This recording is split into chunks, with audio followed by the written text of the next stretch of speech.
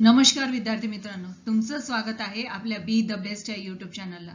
आणि आज आपण बघतो आहे क्लास 6 इंग्लिश मीडियम याचा डायव्हर्सिटी इन लिव्हिंग ऑर्गॅनिझम हा सायन्सचा 4th लेसन आहे. मित्रांनो, या लेसनचे आपण पार्ट 1 आणि पार्ट 2 असे 2 भाग करणार आहोत. तर चला व्हिडिओला सुरुवात करूया. Living organism diversity in living organism part 1. आता तुम्हाला इथे पिक्चर दिसत आहे, तर मग काय आहे? This is not a photograph of a forest, it is actually a huge single tree and this is a 250 years old banyan tree located in a botanical garden at Kolkata. म्हणजे आता आपल्याला इथे बाजूला जे पिक्चर दिसत आहे, तर आता या पिक्चरला बघितलं की आपल्याला असं वाटेल नाही, खूप घनदाट असं जंगल आहे. ॲक्च्युअली हे घनदाट जंगल नाही, तर हे एकच झाड आहे. आणि कुठे आहे हे? कोलकाता इथे जे बॉटनिकल गार्डन आहे, त्या बॉटनिकल गार्डन मध्ये बनियान ट्री आहे, वडाचं झाड आहे. आणि तेवढं हा इतकं पसरलेलं आपल्याला झाड दिसतो. मग किती जुनं झाड असेल हे? 250 years old बनियान ट्री आहे ते. 250 वर्ष झाले या झाडाला. मग आता की काय दिलेलं आहे? It stand support more than 3500 thick aerial roots that have reached the ground. मग आता त्या झाडाला, आपल्याला माहिती आहे वडाच्या झाडाला पारंब्या येतात. मग या झाडाच्या पारंब्या किती आहे? तर 3500 एवढे त्याचे काय आहे? एरियल रूट्स, म्हणजेच त्याच्या पारंब्या अशा खाली, वरून खाली जमिनीमध्ये गेलेल्या आहेत आणि तेच त्याला म्हणजे असं स्ट्रॉंग सपोर्ट देत आहेत. मग आता फॉरेनर सुद्धा येतात इथे, येऊन व्हिजिट करतात. मग आता 1925 मध्ये काय झालं की main trunk of this tree had to be removed. म्हणजेच आता याची मेन ब्रांच त्यांना काढावं लागली. जे मेन खोड होतं त्यांचं त्यांना काढावं लागलं. At this has continue to grow. आणि अजूनही ते झाड तरीही वाढलंय. म्हणजे बघा, निसर्गाची किती मोठी किमयाच आहे. एक म्हणजे सरप्राईजच आपण म्हणणार आहोत की निसर्गाने आपल्याला दिलेलं एवढं मोठं झाड, आणि त्याचं जे मेन होतं, त्याचं स्टीम जे मेन होतं ते त्यांना काही कारणामुळे ते त्यांना काढून टाकावं लागलं. आणि तरीही ते झाड जिवंत आहे आणि त्याचे किती आहे? त्याचे 3500 असे पारंब्या अशा लटकलेल्या आहेत. मग आता तुम्ही कुठे पेंडॉलमध्ये गेलं तर 1000 लोकांना बसवायसाठी आपण किती पेंडॉलची सोय करतो. पण आता हे बघा, हा एकच झाड आता एका वेळेला किती लोकांना सावली देऊ शकतो? तर 10,000 people can seat in the shed at time. म्हणजेच एका वेळेला 10,000 लोक एका वेळेला त्या झाडाखाली बसू शकतील, एवढी घनदाट सावली त्या झाडाची आहे. आणि कुठे आहे हे झाड? आंध्र प्रदेशमध्ये आहे. म्हणजेच काय आहे? हे आहे मिरॅकल ऑफ नेचर, म्हणजेच निसर्गाची किमया आहे.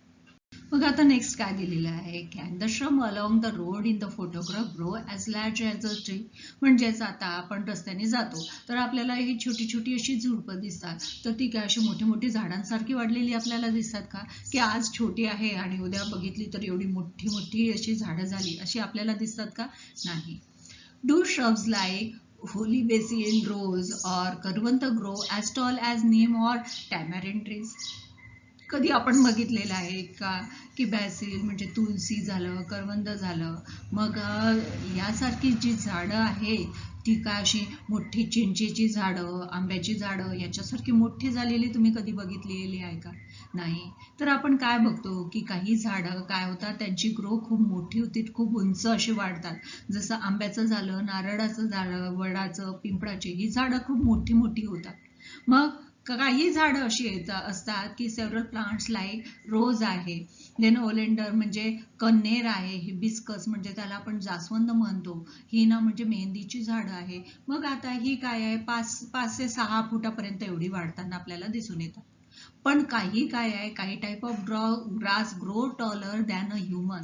पण काही आपण म्हटलं की गवत म्हटलं की आपल्या डोळ्यासमोर ते छोटे छोटे असे गवताचे असे आपल्याला पीसेस दिसून येतात, बरोबर. पण काही गवत असे जे आहे, आपण म्हणतो जंगलामध्ये जे गवत उंच वाढतं ना, तर ते माणसांपेक्षा सुद्धा उंच, एवढं दाट असं ते गवत असं. मग look at moss like plants that grow on wet walls during the rainy season. They don't have a branches, no roots, no flowers. The algae growing on wet floor is even a smaller. आता आपण अशी वेगवेगळी झाडांची प्रकार बघितली की काही खूप मोठी वाढतात, काही बस 5-6 फुटापर्यंत वाढतात, काही छोटी छोटी असतात, काहींची रोपटी असतात, काही वेली असतात.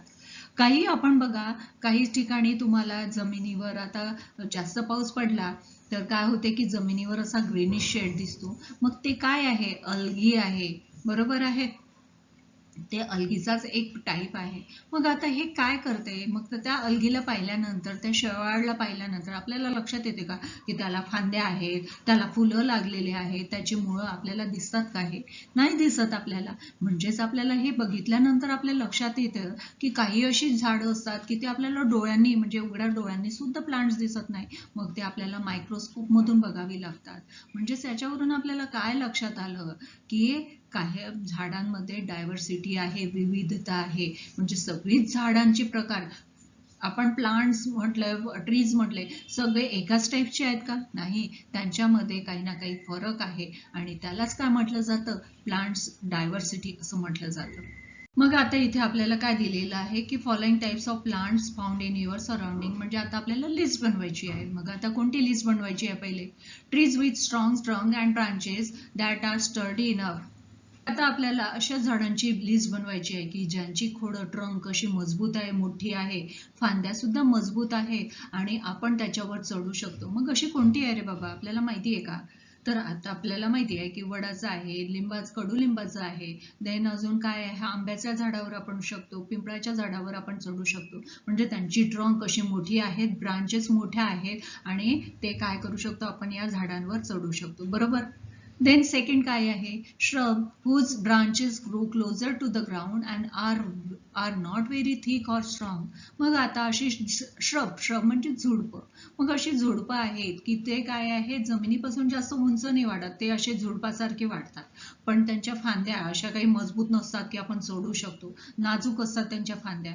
मग अशी कोणती आहे? तर आता आपल्याला मेहंदीचं झाड आहे, बोराळाचं आहे. आणखीन कोणते अशी झुडपं तुम्हाला दिसतात? आपल्या इथे फुलाचं असते, जास्वंदाची. म्हणजे अशा काही झुडपासारखं होतं, पण ते काय अशा फांद्या काही मजबूत नसतात त्याच्या, आहे ना. म्हणजेच आपल्याला ही लिस्ट दिसते. Plants have no branches, but the trunk grows very tall with leaves located at the apex. Then अशी आपल्याला काही ब्रांचेस बघायचे आहे की त्याला ब्रांचेसच नाही. मग आपण काय करतो? फक्त त्याची पानं घेतो. आता तुम्हाला इथे बघा, कॉरिएंडर म्हणजे सांबाराची आपल्याला पानं आहे. याला काही फांद्या अशा ब्रांचेस खूप मोठ्या मोठ्या अशा दिसतात का?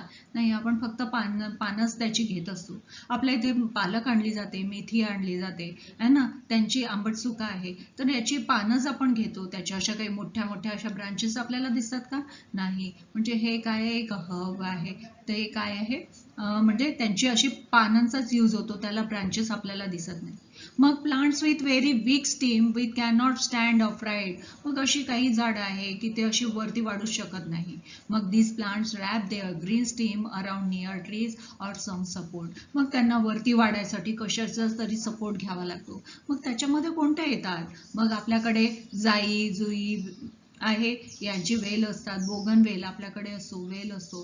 देन इथे तुम्हाला पानांचा वेल दिसतो आहे, खायची जी पानं असतात त्यांचा वेल आहे. तर याला क्रिपर्स असं म्हटलं जातं. त्यांना सपोर्टची गरज असते, म्हणजे ते स्वतः उंच वाढू शकत नाही. म्हणजे याच्यावरून आपल्याला काय दिसून येतं की प्लांट्समध्ये काय आहे? डायव्हर्सिटी आहे. मग आता काय दिलेलं आहे? आपण बघितलं की प्लांट्समध्ये डायव्हर्सिटी असते, नाही का. मग वाईन्स म्हणजे काय? वेली असतात. Vines that grow upward by wrapping around a support or by using a spring like parts टेरेंजेस to grip at are called climbers. मग आता या जे वेली असतात त्या काय असतात? त्यांना वरती वाढण्यासाठी कशासाठी? स्प्रिंग सारख्या त्या गोल गोल गोल गोल होत वरती वाढत जातात. मग आता आपल्या इथे मनी प्लांट आहे, हे एक क्रीपरच आहे. म्हणजे जे असं वरती वाढत जातात त्यांना कोणाच्या तरी सपोर्टची गरज असते. मग त्याला काय म्हटलं जातं? क्लाइंबर्स असं म्हटलं जातं. मग आता have you seen vines and grasses like harali that spread across the ground instead of growing upward? Such plants are called creepers. मग आता वाईन अँड क्रीपर्स मध्ये थोडासा डिफरन्स आहे. आता काही प्लांट्स असतात ज्यांना सपोर्टची गरज असते, ते वरती जातात, बरोबर. मग आता त्यांना क्रीपर्स तर म्हटलं जातं, पण काही असे आहे की वरती नाही वाटत, ते खालीच त्यांना ते असे पसरत जातात. मग त्यांना काय म्हटलं जातं, क्रीपर्स असलं म्हटलं जातं. म्हणजेच वरती न वाढता ते आजूबाजूला पसरून वाढतात, त्याला काय म्हणतात, क्रीपर्स असं म्हणतात. आणि वाईन्स म्हणजे वेली, ज्यांना सपोर्टचा गरज असते. म्हणजे हा दोन, म्हणजे हे काय आहे, क्रीपर्सच आहे. म्हणजे त्यांना सपोर्टची गरज असते, पण त्यांच्यामध्ये डिफरन्स आहे. वेलींना सपोर्ट लागतो आणि त्या वरवर जातात, फैलत जातात. आणि क्रीपर्स हे काय असतात, ते आजूबाजूला पसरत जातात. मग काय आहे, आपल्याकडे मनी प्लांट असतो, जाई जुई यांची जी आहेत, हे क्रीपर्सच झाले. When we think of a plants we usually think of their parts like root, stem, leaves, flowers and fruits. मग आता आपण जेव्हा आपण प्लांट्स म्हटलं की आपल्या डोळ्यासमोर काय येते, की त्या झाडाची पानं कशी असतील, फुलं कशी असतील, त्याचे रूट्स कसे आहे, फ्रुट्स कसे आहे. मग हे पाहिलं की आपल्याला लक्षात येते की त्यांच्यामध्ये काय आहे, डायव्हर्सिटी आहे, विविधता आहे. सगळेच झाडं एकसारखे नाही दिसत, सगळेच प्लांट्स एकसारखे नाही दिसत. मग आता आपण त्यांना ऑब्झर्व केलं तर मग काय दिसून येते, त्यांच्या पानांमध्ये आपल्याला डिफरन्स लक्षात येतो. मग आता तो डिफरन्स कसा असतो, आपण ते लक्षात घेतलं की ते कसं दिसतं. मग त्यांची साईज वेगळी असते. सगळ्या पानांची साईज एकसारखी असते का? नाही. सगळ्यांचा शेप एकसारखा आहे का? नाही. त्यांचे एजेस म्हणजे जे काही आहे निमुळते असतात, काही पसरट झालेले आहेत. बघा इथेच आपल्याला पिक्चर्स बघितलं की लक्षात येते की इथेच पानांमध्ये आपल्याला डायव्हर्सिटी दिसून येते. सगळे पानं एकसारखे का? नाही. मग नेक्स्ट काय दिलेलं आहे, आता which plants in your area have leaves like this? मग have you seen any other types of leaves with different characteristic? मग आता तुम्ही तुमच्या आजूबाजूला जी पानं असतात त्यांना ऑब्झर्व केलेलं आहे का?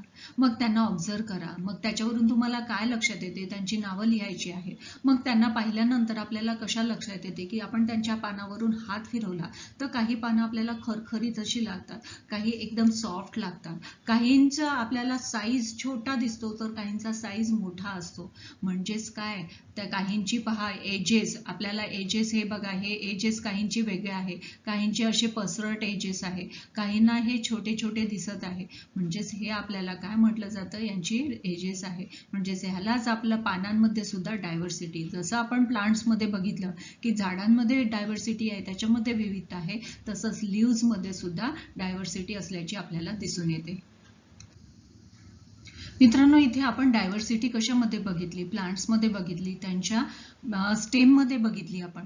आता नंतर लिव्जमध्ये कसे वेगवेगळे लिव्ज असतात ते आपल्या लक्षात आलं. काही खरखरीत असतात, काही सॉफ्ट असतात, काहींचा शेप वेगळा आहे, हे आपल्या लक्षात आलं. मग आता आपण डायव्हर्सिटी इन फ्लावर्स बघतो आहे.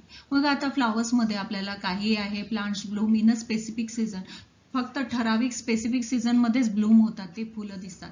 जसं जाई जुईची पावसाळ्यातच दिसतात, रेनी सीझन मध्ये दिसतात. शेवंतीचा जेव्हा विंटर सीझन होतो तेव्हाच आपल्याला फ्लावर्स ब्लूम झालेले दिसून येतात. मोगरा उन्हाळ्यातच आपल्याला फ्लावर्स दिसतात. म्हणजेच काही फुलं स्पेसिफिक सीझन मध्ये दिसतात, काही वर्षभर दिसतात. जसं सदाफुली झालं, गुलाब झालं, एनी सीझन मध्ये आपल्याला दिसून येते, नाही का?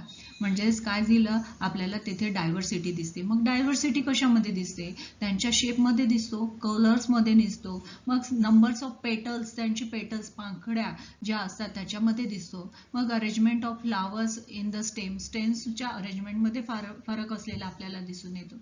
मग हे सगळे डिफरंट फ्लावर्स आहे. मग यांची आपल्याला काय करायची, एक लिस्ट करायची आहे. मग आता आपल्याला लक्षात येतं की फ्लावर्स म्हटले की फ्लावर्स सुद्धा डिफरंट आहे, त्यांचा शेप वेगळा, त्यांचा कलर वेगळा, त्यांची फ्रॅग्रन्स, प्रत्येकाला काहीला फ्रॅग्रन्स आहे, काहीला प्लीझंट आहे, सुगंध, सुंदर सुगंध आहे, छानसा सुगंध आहे, आणि काहींना डोक्याला त्रास देणारा सुगंध आहे. तर जसा मोगरा म्हटला की आपल्याला छान सुवास दरवळत राहतो, जाई जुईची फुलं सुंदर सुवास येतो, पण काहींना सुगंधच नसतो, काहींना खूप असा तीव्र सुगंध असतो की तो आपल्याला अनबिअरेबल होऊन जातो. म्हणजेच इथे आपण काय बघितलं, फ्लावर्स मधली डायव्हर्सिटी आपण बघितलेली आहे. आता इथे काय बघितलं आपण की डू प्लांट्स, आता इथे काय बघितलेलं आहे की do plants like a holy basil, mango और शुगर केन बिअर अ फ्लावर्स.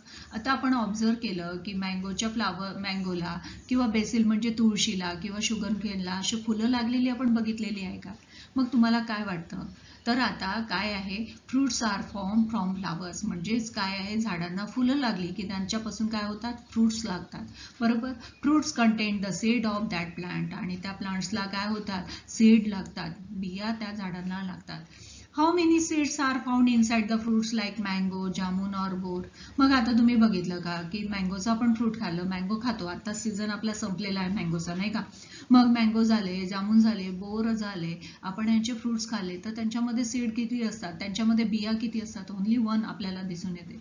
पण त्याच्यानंतर आपण जे हे कस्टर्ड ॲपल झालं, लाईम झालं, देन संत्रा झाला, मोसंबी झाली, यांच्या फ्रुट्समध्ये आपल्याला खूप साऱ्या बिया दिसतात. म्हणजेच त्यांच्यामध्ये जे सीड आहे त्यांच्या सुद्धा मध्ये सुद्धा डायव्हर्सिटी आहे. त्यांचा शेप बघा. मँगोचं सीड, जामून, बोर यांचे सीड मोठे असतात, आणि इकडे लेमन झाले, लेमन झाला, आणखीन काय आहे, ऑरेंज झाले, यांच्या सीडमध्ये त्यांचा शेप छोटा असतो. म्हणजेच काय आहे की फ्लावर्स लागले की फ्लावर्स पासून काय होतात, फ्लावर्सलाच फ्रुट्स तयार होतात. मग आता त्यांची टेस्ट पण, त्यांचे शेप, त्यांचे कलर, टेस्ट, हे फ्रुट्सचं सगळ्यांचं वेगळं आहे. The some seeds they contain and the thickness of the fruit skin peel. मग काही आपण काय करतो की काही त्यांचे सीड्समध्ये म्हणजे काही टाकून द्यावे लागतात, तर काही त्यांचा आपण ते फ्लेश असतो तेच खातो. जसं केळी झालं, बनाना झालं, आपण त्याचा फ्लेशच खातो, त्याच्यामध्ये सीडच नाही आहे ना. म्हणजेच काय, आपल्या लक्षात येतं की आता फ्रुट्समध्ये सुद्धा काय आहे, डायव्हर्सिटी आहे, आपल्या लक्षात आलं. मग आता which fruit do you know that have more than 20 to 25 seeds. मी आत्ताच तुम्हाला नावं सांगितली की मोर दॅन अशी सीड्स आहे की ज्याच्यामध्ये खूप सारे सीड्स असतात, आणि do not have a seeds, त्याचं सुद्धा एक एक्झाम्पल मी आत्ताच दिलेलं आहे. तुम्हाला त्याची नावं कमेंटमध्ये मला सांगायची आहे. आणि मित्रांनो, तुम्हाला हा व्हिडिओ कसा वाटला कमेंटमध्ये जरूर कळवा, आणि व्हिडिओला लाईक, शेअर आणि सबस्क्राईब करायचं विसरू नका, जेणेकरून नवीन येणारे अपडेट्स तुमच्यापर्यंत पोहोचतील. आता काय बघा, तुम्हाला माहिती आहे का, काश्मीरमध्ये there is a varieties of rose plants are found. आपल्याकडे रोजेस आहे, पण जेव्हा काश्मीर आहे तिथलं ॲटमॉस्फिअर रोजेस या प्लांटसाठी खूप चांगलं आहे, म्हणून तिथे आपल्याला त्या रोजेसमध्ये सुद्धा व्हेरायटी दिसते. Some of them are small shrub, म्हणजे काही असे झुडपासारखे, जास्त मोठे नाही होत, झुडपासारखेच वाढतात. while others spread over a fence and walls like a vines. आणि काही तर अशी वेलींसारखी झाडावर, कुंपणावर, अशा त्यांच्या वॉल कंपाऊंडवर अशी मोठे मोठे काय वाईन्स म्हणजेच वेलीसारखी वाढताना दिसते. Some of them's varieties are the rose plants even produce rose seeds. आणि काही झाडांना तर त्यांची सीड्स सुद्धा लागतात. म्हणजेच हे काय आहे, एकच प्लांट आहे, रोज एकच प्लांट आहे, पण त्याच्यामध्ये सुद्धा आपल्याला डायव्हर्सिटी असल्याची दिसून येते. Grains of wheat, rice, jawar, corn and bajra are all seeds of those respective plants. मग आता आपल्याकडे जे आहे, राईस आहे, बाजरा आहे, व्हीट आहे. मग हे काय झालं, हे जे कॉर्न्स झाले, आपण जे खातो, तर ते कॉर्न्स काय झाले, त्या झाडाचे काय झाले, सीडच झाले. सिमिलरली काय आहे, chickpeas, mustard and groundnuts are also seeds. तसंच आपल्याकडे नाही का, मोहरी, पीज, शेंगदाणे, मस्टर्ड असते, अशी जी आहे, वाटाणे आहे, देन मूग, मोठ यासारखी जी आहे, आपल्याला जी दाणे दिसतात, हरभरा झाला, आपल्याकडे हे जे दिसतात, आपल्याकडे जे धान्य आणले जाते, ते पण काय आहे, ते पण एक सीडच आहे की त्या झाडाचं. मग collect of few seeds of each of this types. मग आता इथे एक्सपेरिमेंट सांगितलं आहे की तुम्ही त्यांची सीड्स कलेक्ट करा. मग काय करायचं, give each seeds a light tap to open it. मग आता त्याला थोडंसं असं हातावर सोडून घ्यायचं, आणि त्याचे पीस म्हणजे त्याचे तुकडे होते का आपल्याला पाहायचं आहे. If it spill into its parts, observe which seeds divide into 2 equal halves and which one big into the unequal piece. मग आता त्याचे जर त्याचे पीस होत असेल तर तुम्ही त्याला ऑब्झर्व करा की त्याचे 2 पीसेस जर 2 इक्वल पीसेस होत असेल तर त्याला काय म्हटलं जातं, आणि डायक्लोलिडेनियस असं त्याला म्हटलं जातं. म्हणजे जर त्या सीड्सचे 2 इक्वल पार्ट्स होत असेल तर त्याला काय म्हटलं जातं, डायक्लोटोनियस असं म्हटलं जातं. आणि त्याचे पार्ट्सच होत नसेल, तो म्हणजे ब्रेक होतो पण त्याचे इक्वल पार्ट्स नाही होत, मग इक्वल इंडिपेंडंट पार्ट्स नाही होत, मग that called are die means काय होते, 2, आता इथे डाय म्हणजे काय 2, मग ज्याचे 2 डॅक्टोलिडोनियस म्हणजे 2 इक्वल पार्ट्स होतात त्याला काय म्हटलं जातं, डॅक्टोलिडोनियस असं म्हटलं जातं. And independent are called monocotyledonous seeds असं म्हटलं जातं. म्हणजे आता आपल्याला लक्षात येतं की ज्याचं त्याला मराठीमध्ये डॅक्टोलिडोनियस म्हणजेच द्विदल म्हणजे ज्याचे 2 वेगळे सेपरेट पार्ट्स होतात, इक्वल पार्ट्स होतात, त्याला द्विदल मराठीमध्ये म्हटलं जातं. आणि हे काय आहे, एकदल म्हणजे त्याचं काय आहे, होत नाही, इक्वल एकच राहतं. त्याचे जर तोडलं तर म्हणजे तुटणार नाही, पण त्यांचे इक्वल पार्ट्स 2 इक्वल पार्ट्स होणार नाही, त्याला एकदल असं म्हटलं जातं. मग आता तुम्ही सांगा की आपल्याकडे काय आणलं जातं, हरभरा आहे, तुरीची डाळ आहे, चण्याची डाळ असते, उडदाची डाळ झाली, भुईमुंग झाले, हे काय आहे डॅक्टोलिडोनियस झाले. म्हणजे त्याचे 2 इक्वल पार्ट्स पडतात. आपल्याला माहिती आहे अर्धे आपल्याला इक्वल पार्ट्स दिसतात. मग आपल्याकडे गहू आहे, ज्वारी आहे, बाजरा आहे, देन तांदूळ आहे, हे काय आहे, मोनोक्टोलिडोनियस आहे, म्हणजे ते एकदल आहे, त्याचे पार्ट्स होत नाही. म्हणजेच आता आपण काय शिकलो की जे सीड आहे त्याचे सुद्धा पार्ट्स पडताना आपण बघितलेलं आहे. आता इथे आपल्याला नवीन कन्सेप्ट आपण शिकतो आहे. काय आहे, वेनेशन यालाच मराठीमध्ये काय म्हणतात, शिराविन्यास असं म्हटलं जातं. मराठीमध्ये शिराविन्यास असं म्हटलं जातं. मग आता वेनेशन म्हणजे काय, आता हे वेनेशन म्हणजे काय हे समजण्यासाठी तुम्हाला काय करायचं, एक एक्सपेरिमेंट करणार आहे आपण. एक पीपल प्लांट आहे, पीपलचं एक पान घेतलं, पिंपळाचं पान घेतलं, त्याला आपण काय केलं की 4-5 दिवस आपण पाण्यामध्ये ते असं भिजत ठेवलं. मग त्याच्यातलं काय होणार, ते पाणी असं त्याच्यावरची जी आहे सॉफ्ट लेअर आहे ती खराब व्हायला लागेल. मग आणि ते खराब झालं की ते वरचं सगळे लेअर हळूवार निघून जाणार आणि नंतर आपल्याला काय दिसेल, असं ट्रान्सपरंट असं पिंपळाचं पान दिसेल. मग ही ऍक्टिव्हिटी तर आपण खूपदा केलेली आहे आणि यालाच काय म्हटलं जातं, वेनेशन असं म्हटलं जातं. मग आता हे वेनेशन आहे सगळ्या लिव्ज मध्येच होते, आपल्याला दिसते का, आपण बघितलं की डिफरंट टाइप्स आहेत, लिव्सचे वेगवेगळे टाइप्स आहेत, त्यांच्यामध्ये डायव्हर्सिटी आहे. मग सगळ्याच लिव्ज मध्ये वेनेशन ही प्रोसेस होते का, नाही. तर आपल्याला वेनेशन ही प्रोसेस कशाचं, साग झालं, देन पीपल ट्री झालं, याच्यामध्ये काय आहे, वेनेशन ही प्रोसेस होताना आपल्याला दिसते.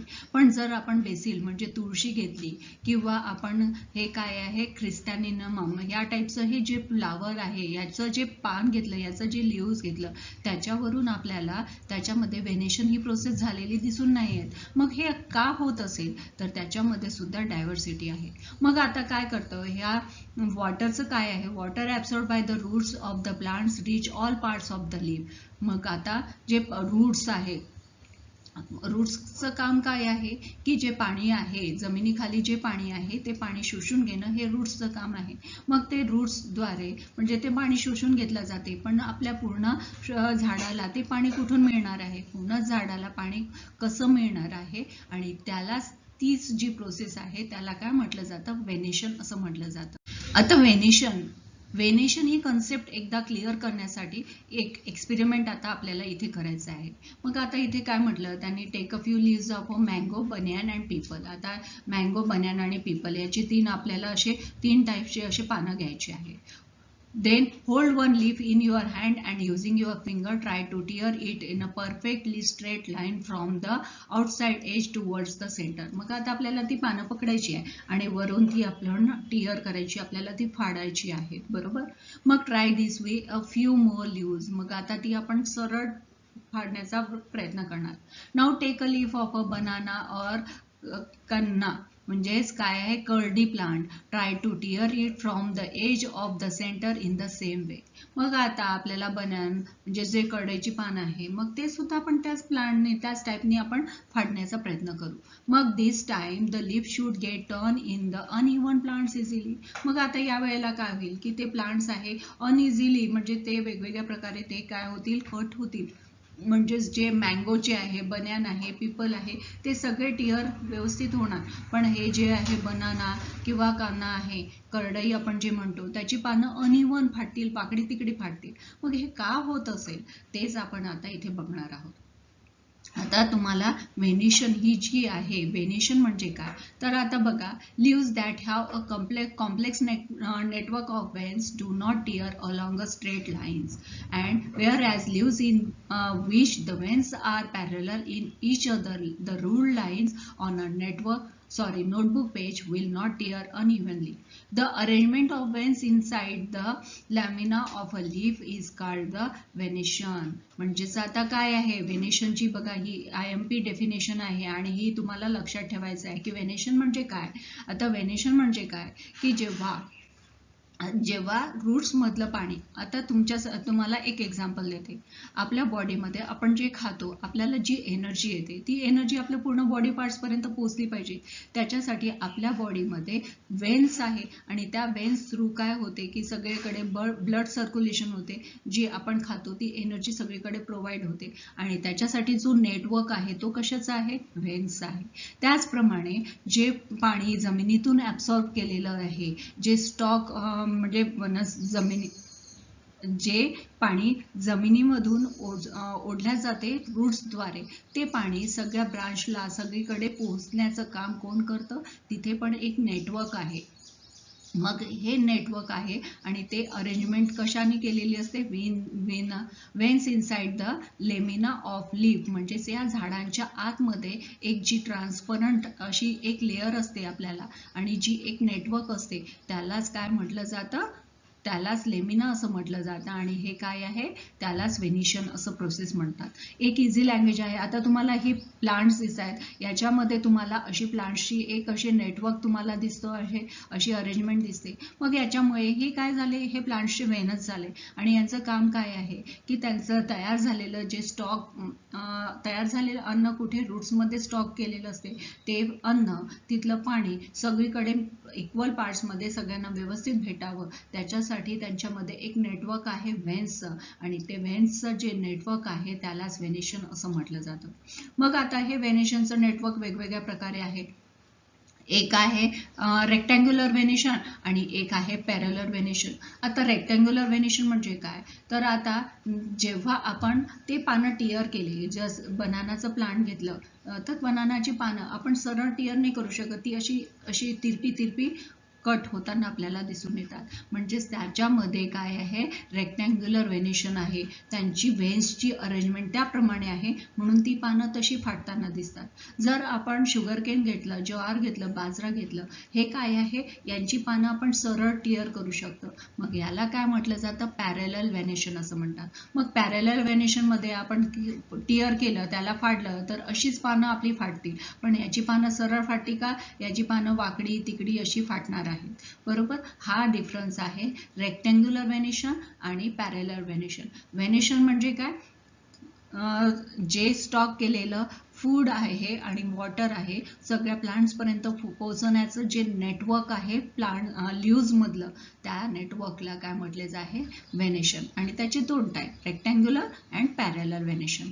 मित्रांनो, हा व्हिडिओ खूप मोठा असल्यामुळे आपण आज इथेच थांबणार आहोत. तर भेटूया याच्या पार्ट 2 मध्ये. तर आज छोटासा रिकॅप आपण बघणार आहोत. आपण या लेसनमध्ये बघितलं की डायव्हर्सिटी इन प्लांट्स बघितलं, मग त्यांच्या ब्रांचेसमध्ये डायव्हर्सिटी बघितली, लीव्समध्ये बघितलं, फ्लावर्समध्ये बघितलं, सीड्समध्ये बघितलं. देन आपण शिकलो की व्हेनेशन म्हणजे काय आणि व्हेनेशनचे दोन टाईप आपण शिकलो, रेक्टँग्युलर व्हेनेशन आणि पॅरलर व्हेनेशन. नाव आता आपण भेटणार आहोत याच्या पार्ट 2 मध्ये. तोपर्यंत थँक्यू.